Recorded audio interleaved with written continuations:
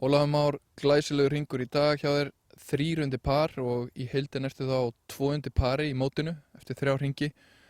Það er ýmislegt gengið upp væntanlega. Já, Pútín dutt í dag og ég fekk 6 fugla og svo er ég að slá bara líka nokkuð vel. Ég er búinn að slá vel í öllu mótinu en munurinn kannski er að ég púttaði betur í dag en hina 2 dagana. Þú ert í rúmlega 20. sæti fyrir síðasta hringinn, 4. hringinn á morgun.